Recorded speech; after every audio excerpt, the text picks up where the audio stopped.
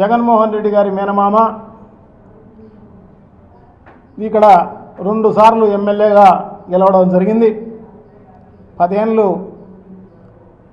ఎమ్మెల్యేగా ఉన్నారు. సో ఆయన సిగ్గుపడాలి. ఎందుకంటే ఈ బ్రిడ్జి పూర్తి చేయలేదు అనేది చెబుతూ, సో అది ఎందుకు పూర్తి కాలేదు, సో అదే కాకోకుండా ఏం అభివృద్ధి కార్యక్రమాలు కమలాపురం నియోజకవర్గం అంతా వద్దులే, ఎందుకంటే నియోజకవర్గం అంతా కొన్ని వేల కోట్ల రూపాయలతోటి అభివృద్ధి చేయడం జరిగింది. కమలాపురం టౌన్కే, ఎందుకంటే ఆయన టౌన్కే వచ్చారు కాబట్టి టౌన్ను అభివృద్ధి మాత్రమే చూస్తే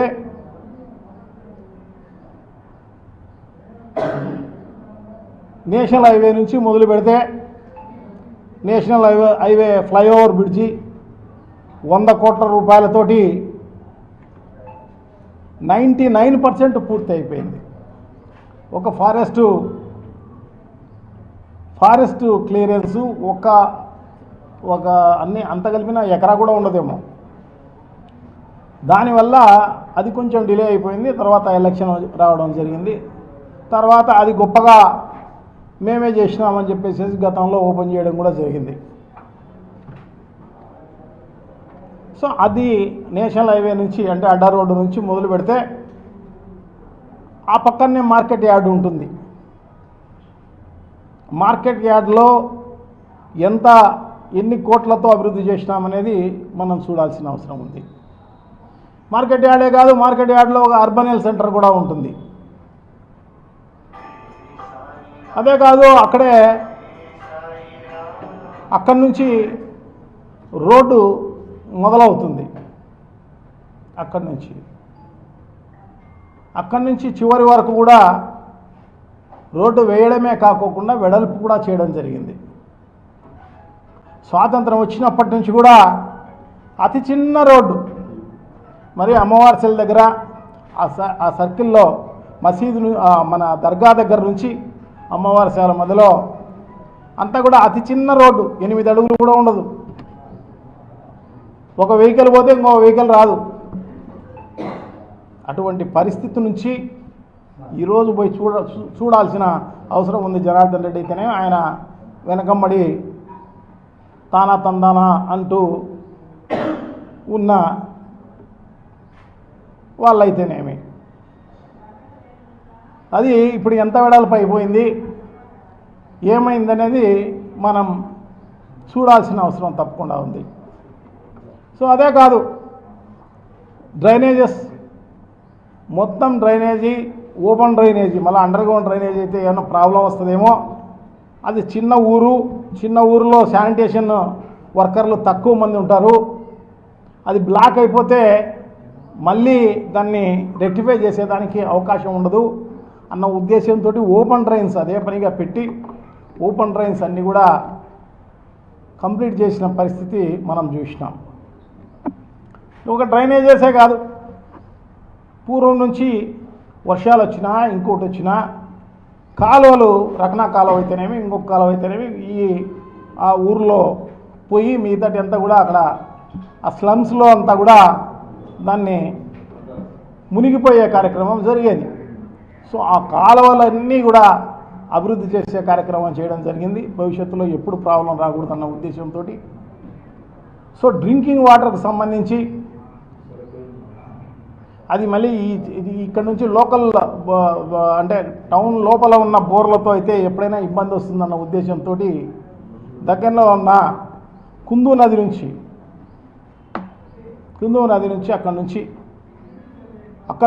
అక్కడ పంపింగ్ స్కీమ్ పెట్టి 4 ఓవర్ హెడ్ ట్యాంకులతో నిర్మించి దాదాపు 24 కోట్ల రూపాయలతోటి డ్రింకింగ్ వాటర్ను అభివృద్ధి చేయడం జరిగింది. సో ఇదే కాదు, ఆ ఊర్లో 4 సచివాలయాలు నిర్మించడం జరిగింది, రైతు భరోసా కేంద్రాలు నిర్మించడం జరిగింది. ప్రజలకు ఉపయోగపడే విధంగా అర్బన్ హెల్త్ సెంటర్లు పెట్టడం జరిగింది. పాలిటెక్ కాలేజీ కొత్తది కట్టించడం జరిగింది దాదాపు 6 కోట్ల రూపాయలతోటి. కొత్త హాస్పిటల్ నిర్మించడం జరిగింది. దాదాపు 9 కోట్ల రూపాయలతోటి హాస్పిటల్ నిర్మించడం జరిగింది.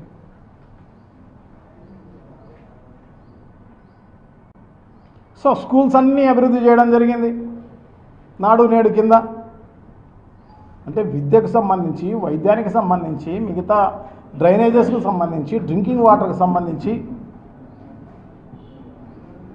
అన్ని రకాలైన ఇన్ఫ్రాస్ట్రక్చరు కమలాపురం టౌన్కు కల్పించడం జరిగింది. సో ఈ రైల్వే ఫ్లైఓవర్ బ్రిడ్జి కూడా స్టేట్ ఫండ్స్లో పెట్టడం జరిగింది. స్టేట్ ఫండ్స్లో దాదాపు 6-7 సార్లు టెండర్ పిలవడం జరిగింది, రాలేదు. సేతుబంధన్ అని చెప్పేసి సెంట్రల్ స్కీము గడ్కరీ గారు మొత్తం దేశవ్యాపితంగా సేతుబంధన్ చెప్పేసి ఇవి 79 శాంక్షన్ చేస్తే దేశవ్యాపితంగా రాష్ట్రంలో 10 జగన్మోహన్ రెడ్డి గారు అడిగితే 3 ఇవ్వడం జరిగింది. ఆ 3లో మొదటిది కమలాపురం. టెండర్ పిలవడం జరిగింది, కాంట్రాక్టర్ రావడం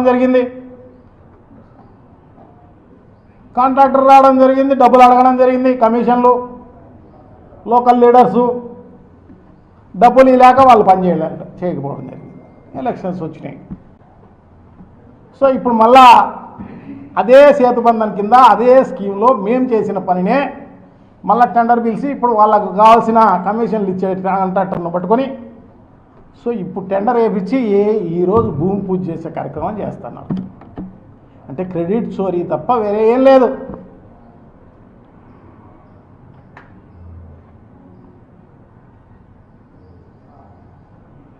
చాలా దారుణం. సో ఇవన్నీ కూడా చెబుతూ ఇవన్నీ చేసినారు, ఇది చేయలేదు అని చెప్పింటే మంచిదన్నమాట. దీని గురించి ఏ రోజైనా ఎక్కడైనా చర్చకు ఎవరు వచ్చినా పర్వాలేదు, ఎమ్మెల్యేనో లేదంటే ఎమ్మెల్యే ఫాదరో లేదంటే ఈ జనార్దన్ రెడ్డో బీసీ జనార్దన్ రెడ్డి వస్తే తప్పకుండా చర్చించవచ్చు. ఇప్పుడు మనం ఏం చేస్తున్నాం? ఈ 2 నెలల కాలంలో ఇసుక మనమే సప్లై, కంకర మనమే, మట్టి మనమే,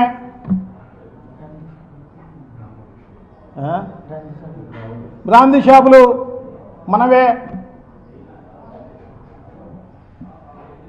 ఈ రకంగా దినానికి 30 లక్షల నుంచి 40 లక్షల రూపాయలు వసూలు చేసే కార్యక్రమం 4-5 మిషన్లు పెట్టి అందరికీ తెలిసింది. మనం ఏం చేసేది?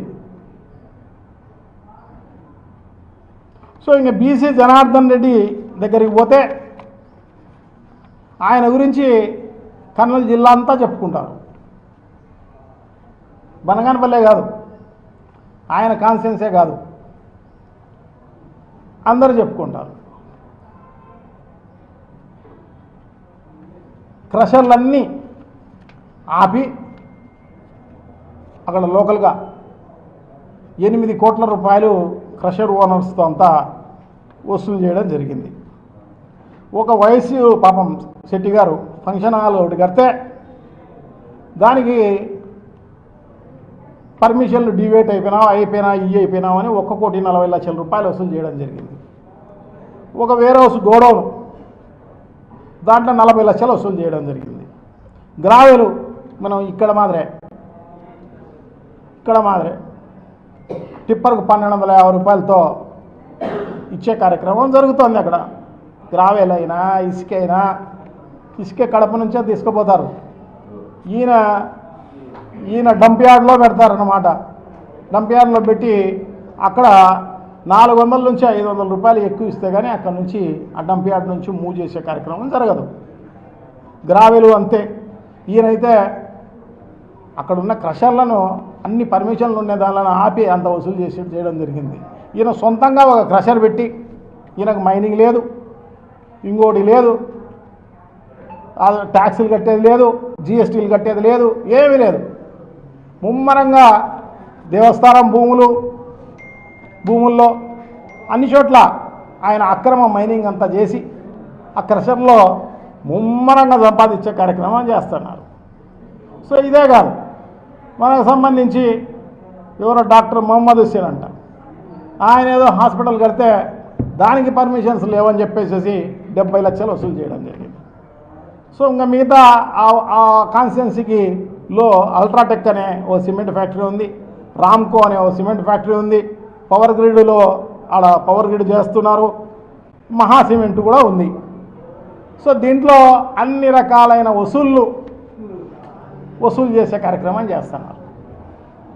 సిమెంట్ ఫ్యాక్టరీలు ఈ 4 సిమెంట్ ఫ్యాక్టరీలు, 3 సిమెంట్ ఫ్యాక్టరీలు, ఒక పవర్ గ్రిడ్.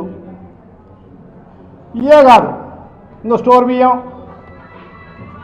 మొత్తం కాన్స్టిట్యున్సీ అంతా స్టోర్ బియ్యం కలెక్ట్ చేసి మచిలీపట్నానికి, కాకినాడకు ముమ్మరంగా ఎక్స్పోర్ట్ చేసే కార్యక్రమంలో భాగంగా వీళ్ళ అనుయాయులు పెద్ద ఎత్తున ఉన్న పరిస్థితి మనం చూసినామన్నమాట. సో వీళ్ళందరినీ ఎవరు వ్యతిరేకిస్తారో పోలీసులు ఇమ్మీడియట్గా పోతారు, వాళ్ళపైన కేసులు బుక్ చేస్తారు. బుక్ చేసి ఈ కార్యక్రమం అంతా కూడా ఈ డబ్బులు వసూలు చేయించే కార్యక్రమం చేస్తారన్నమాట. ఏమంటే ఇందిరమ్మతో పోయి మాట్లాడుకో అంటారన్నమాట. ఇందిరమ్మ అంటే ఎవరు? బీసీ జనార్దన్ రెడ్డి గారి భార్య. ఆమె వసూలు రాని అట్లా. సో ఇంత గురువింద గింజ కింద నలుపుందని తెలిసి కూడా ఇంకొకరి పైన ఊరికనే బురద జల్లే కార్యక్రమం అన్నమాట. నేను గర్వపడతానా జగన్మోహన్ రెడ్డి గారికి మేనమామైనందుకు, ఇన్ని పనులు చేసినందుకు. పులివెందుల కాన్స్టిట్యున్సీకి ధీటుగా మా కమలాపురం కాన్స్టిట్యున్సీలో చేయడం జరిగింది పనులు. గర్వపడుతున్నా నేను. సిగ్గుపడాల్సిన పనిలే, నువ్వు సిగ్గుపడాలా. లేక ఎమ్మెల్యేగా గెలిచినారు, గెలిచి ఇంకా వసూలు రాజాలు మీరు ఈ రకంగా వసూలు చేస్తుంటే పైన చంద్రబాబు గారు, లోకేష్ గారు అయితేనేమి, పవన్ కళ్యాణ్ అయితేనేమి, వీళ్ళందరూ కూడా మట్టగా వసూలు చేసే కార్యక్రమమే, ప్రజలను దోచుకునేదానికి కార్యక్రమంలో భాగంగానే చేసే కార్యక్రమం చేస్తున్నారు తప్ప ఒకరికి ప్రజలకు మేలు చేసింది లేదు, ఇంకొకటి లేదు, ఏమి లేదు. సో డెఫినెట్గా వీళ్లకు బుద్ధి చెప్పే రోజు తప్పకుండా ప్రజలు దగ్గరలోనే ఎదురు చూస్తున్నారు. ఖచ్చితంగా వీళ్ళకి బుద్ధి చెప్పే రోజు దగ్గరలోనే ఉంటుందని చెప్పి తెలియజేసుకుంటున్నాను.